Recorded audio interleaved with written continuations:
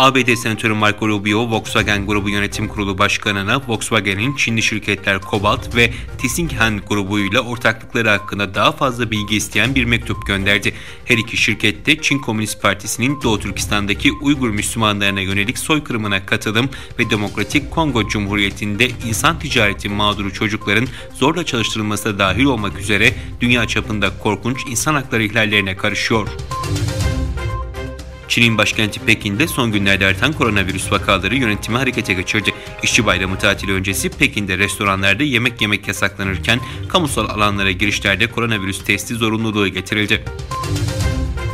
Rus Gazprom şirketi Moskova'nın Avrupa Birliği ülkeleri ve Türkiye'ye yaptığı doğalgaz ihracatının Ocak ve Nisan ayları arasında geçen yıl aynı döneme oranla %26,9 oranında azaldığını duyurdu.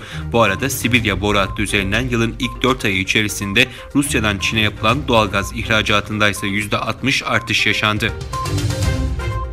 Birleşmiş Milletler Dünya Gıda Programı 4,5 milyon ton tahılın Ukrayna limanlarında beklediğini açıkladı. İlgili açıklamada bekletilen tahıllara dünyanın ihtiyacı olduğu vurgulandı. Özbekistan'da Ramazan Bayramı dolayısıyla Cumhurbaşkanı Şevket Mirziyoyev tarafından imzalanan kararname ile 65 mahkum affedildi. Kararnameye göre 65 mahkumun yararlanacağı af çerçevesinde 41 mahkum salıverilecek, 24 mahkumun ise ceza süreleri kısaltılacak. Özbekistan'da Cumhurbaşkanı tarafından ulusal ve dini bayramlar dolayısıyla işledikleri suçtan pişman olan ve düzelme yoluna giren mahkumlar için af ilan ediliyor.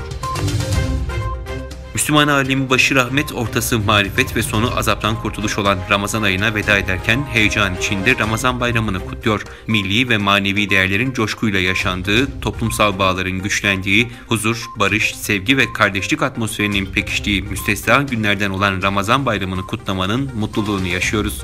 Uygur TV olarak mazlum Doğu Türkistan başta olmak üzere tüm İslam alemine hayırlı bayramlar diler, herkesin bayramının huzur ve mutluluk içerisinde geçmesini temenni ederiz. Bayramınız mübarek olsun. Çin zulmü altındaki Uygurlar da dahil olmak üzere tüm mazlum Müslümanlara bir an önce özgürlük diliyoruz.